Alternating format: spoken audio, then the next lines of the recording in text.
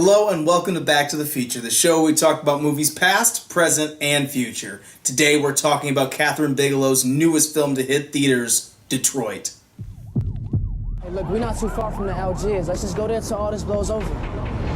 Detroit is the dramatization of events that happened at the Algiers Motel in the 1967 riots in Detroit. And it is, I think, one of the best movies that I have seen so far this year. I really enjoyed this movie, and I felt like it really snuck up on me and a lot of people. John, what is your experience going into this movie with Detroit? It snuck up on me. I did not know much about this film before going into it. Besides that, Kathryn Bigelow was the director, and John Boyega and Anthony Mackie were in it. So, I mean, that's really all I knew about this film. Wow. I was blown away by this movie. I know we were just saying right before we pushed play, it's just surprising because this is, like we were saying, one of the first movies this year that could definitely be an Oscar contender. Besides Dunkirk, of course, that will probably win something, but this is just kind of one of those sleeper films. Yeah, and I think that it is a Hollywood period piece of the highest order. I think we can start calling movies from 50 years ago period pieces for sure. I thought that was really interesting and cool too, that it is about 50 years after the events took place. But I was really blown away by this movie, and I'm not the biggest Kathryn Bigelow fan. I have seen The Hurt Locker. I liked it, didn't love it or anything. I don't watch it a bunch. And Zero Dark 30, I don't think I even saw. I was not very interested in it. Sometimes you tackle subject matter that I'm just not quite sitting there raring to go and watch it. I've always thought about, okay, I should watch Zero Dark 30 at some point, but I always thought about watching in preparation for this. But I would say so far, this is my favorite movie by her, maybe besides Point Break. That's a completely different reason. Yeah, exactly. I think that this is a truly great film. Overall, it's just such a solid film, and honestly a huge achievement for her. I know everybody's talking about Patty Jenkins this year already for Wonder Woman, but already here's another female director putting out some of the best work that we've seen all year. Yeah, this movie is really good. I think it is my favorite of hers as well. I really liked The Hurt Locker. I didn't love it. Zero Dark 30 was another example of that. She kind of reminds me of Peter Berg is kind of, I think, playing off of similar ideas. I think Patty Jenkins takes these politically charged thrillers, and real life events, and really just makes awesome films based around them. I think that is actually really great in a lot of ways. I think that it is kind of, in a way, the epitome of American cinema when you start talking about some of those things. This is stories about our country, about us as a people, and I think that it's important, in any films to explore your own culture and things like that. So I think that it's really awesome to see movies like this getting made, and especially something right now with the subject matter in Detroit.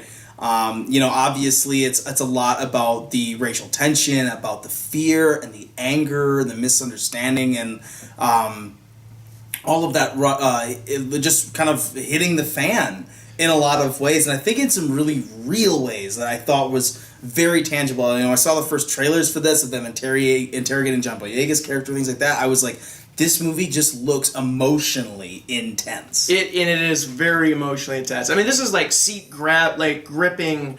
I was angered and frustrated during the movie. I just had so much. You feel the pain that these characters are going through, and real life people, and it's really sobering, and I'm just so glad that this story was told. There's something about this movie, and just us talking about that just made me think of this. Maybe you'll agree with me. I found myself in this movie, when gunshots happen, I jumped, because they're all so there's so much weight to it. There's other movies you could watch with 1,000 bullets flying around, and whatever. But in this movie, everything that happens has so much impact. The stakes feel so high, and it feels so tangible. You really are concerned about the safety of the people in this movie. Yeah, it is very visceral. It's an experience film. You definitely feel like you're there, you're present. I love the analogy, too. There's a scene in the movie where this guy pulls out this gun, and he cocks it and kind of starts putting it around people, and he's messing with them, but it's just one of those things. Now you feel this is what it feels like to be a black man, right? In Detroit right now, and the whole movie kind of made you feel that way. I feel like it just really you felt the events, you felt what was going on with these characters, and it's kind of it's probably the first movie that I've seen this year that really truly did that for me. Yeah, I think that one of the biggest benefits of this movie is that it has a lot to say, and I think that it actually stays in the gray area so well, and that it really shows both sides and shows them evenly. There's bad things from each side. There's good things from each side. That these people aren't one-dimensional. It's not just a bunch of white racists and the good black people. There are so many elements to the spectrum here. I think that's what she shows. I think that she is able to convey to us, I think in a really great way, about how things like this have had an overarching effect on our cultures and how our cultures speak to each other, interact with each other, and I think that it informs a lot of the things that we're going through now. I think that this movie is extremely important, and I think that, like I said, when I think of just like some really just great American movies about really American stories or historical movies, I honestly think that Detroit it's up there. Yeah. It really is that good. So this movie has, I think, quite a great cast of people, of a lot of smaller actors, I think, getting some really big shots. Obviously, one of the ones that sticks out for me really big, and I'm sure for you too, is Will Poulter. Oh, yeah. In this movie he's terrifying. He's a terrifying kid from We're the Millers. Yeah, I know. Yeah. I know he was just in The Revenant. I know he was in The Revenant too. It's a smaller role. Yeah. I don't think the Mountain Man, Jim Bridger. Which I don't think he showed that much range in that movie. I liked him in it, but this is definitely probably a breakout performance. Yeah, career turning performance for this kid. I could definitely see an Oscar nomination coming his way. I want to see more stuff like this float his way. Yep. He was excellent in this. Yeah, he's disgusting. I just kept thinking. I just kept thinking like Ray Fiennes. I mean, he's not quite. He's not quite Ray Fiennes from Schindler's List. But I mean, that's what was playing through my mind. Characters like that. Yeah, there's definitely some characters, and you talk about like how he made you sick.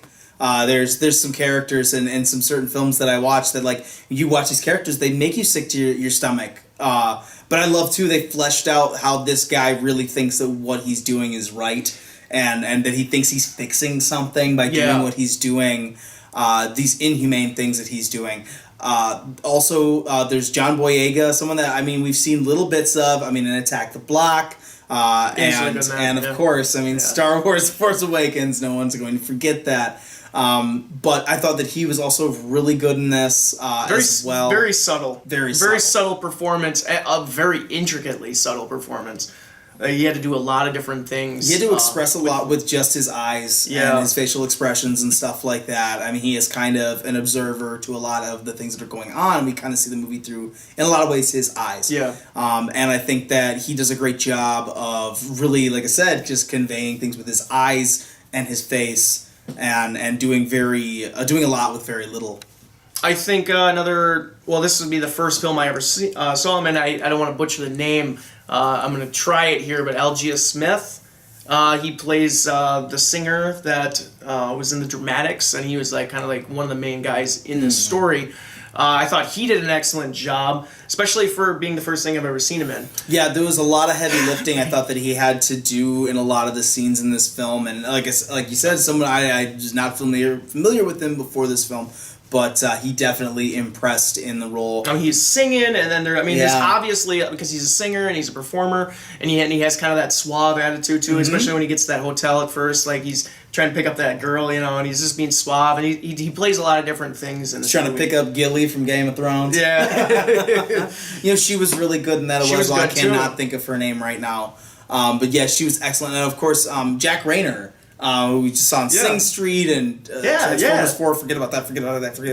But no, he's actually a good actor. He's just in Free Fire as well. He was actually delightful in Free Fire, even though the movie was uneven at best. He was really good. And he's one of those young guys that I'm kind of really interested to see where he goes. And this was I think a great role for him too, because it was something very different again. Yep. And I thought that he played the character really, really well. His confusion and intensity and his fear and everything like that. So I thought that this movie has a palpability to it. And I think these actors definitely need to get some credit for that. Yeah. But yeah, it's overall just such an excellently acted film, such a powerful film, and such a well-directed film. there's a lot of things that she could have, that Kathryn Bigelow does in this movie that I think could have gone wrong with the choices she did with the cameras, that she does actually better than a lot of other directors. Yeah, because I mean, there's shaky cam. I mean, she there's knows like exactly when to deploy it. Yes, it felt so right. It never took me out of the film, not once. It just made me feel more a part of the film. Yeah. In all honesty, and I think we definitely, I would say Kathryn Bigelow is probably one of the best like shaky cam style directors out there, besides like Paul Greengrass and something like that. For sure. Oh yeah. Like I said, I typically do not like that style, and she deployed it exactly the way you're supposed to.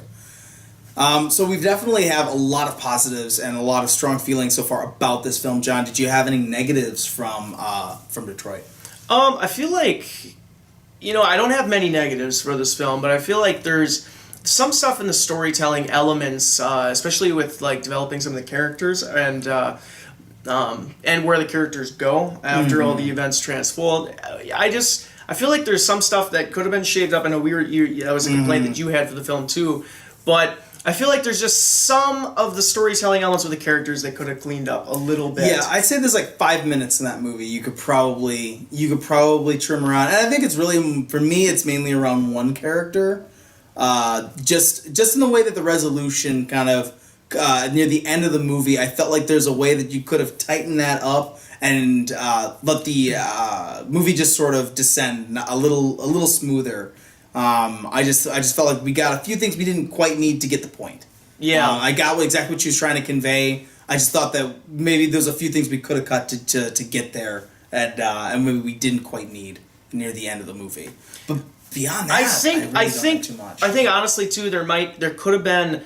I think the movie could have benefited maybe from one more cast member, or at least one more character in the police district or in the the precinct that maybe was a little more on the one side. I mean, they do show it. They show glimpses of the good side of it, but I feel like they could have maybe had one character shine through a little bit more. But that's that's obviously a creative choice and stuff like that. So that might just be personal bias in that respect. Yeah, I don't really have too many, like I said, too many things besides that. Like I said, I maybe tighten it up by about 5 minutes, and just with one of the storylines could have just been just tightened up a little bit more. But beyond that, I really thought that this was such an interesting and great movie of, I think, a very, very high order, and probably the best Kathryn Bigelow movie that I've ever seen. Yeah, this is my favorite of hers as well. Yeah, for sure. So, all that being said, we've gone through the positives, we've gone through the negatives, we've gushed about Kathryn Bigelow. John, what is your final summary and grade now for Detroit? This is a movie I didn't know the story. I didn't know this story. This is a movie that after I got out of it, I was so glad I saw it. It was a film that I feel like I needed to see. I think this is a movie that a lot of people need to see, and a lot of people aren't seeing it. So please, people, go out and give this movie your money. It's so good. It's sobering. It's electric. It's riveting, and it's just one of those things that it needs to be seen. It needs to be. So I mean, all that being said, the performances are fantastic. The direction, all that stuff is really good. Negatives, we just touched on that. I give Detroit an A. Yeah, I think that Detroit is one of the best movies to come out this year, and would be one of the best movies to come out any year. I think that this movie is fantastic and feels like a throwback to much older, great, like kind of classic Americana just kind of films. And I think that it's something that really needed to be told right now. There's definitely people who are going to debate how factual the information is. It is a dramatization of one interpretation of what these witnesses saw that night. So you can do whatever you want with that. You can try to make it into propaganda, but it really is just a fantastic film, expertly directed, just great written characters, and just so much tension. It is one of the most tense movies that you will watch all year. Like I said, it had me jumping at every slam, every gunshot, everything that happened in that movie.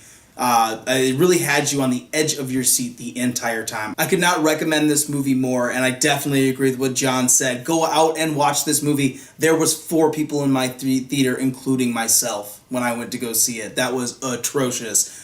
Don't go watch The Dark Tower. You will thank me later. Go watch Detroit instead. So that's been our episode today, guys. Tell us what you think of Detroit in the comments down below. If you saw it, please go out and see this. You can find us on Twitter. Tell us about Detroit at BacktoFeature. And you can find us on our Facebook at /BacktoFeature. I've been Giovanni Carlo. And I'm John Bigelow. And we'll see you guys next time.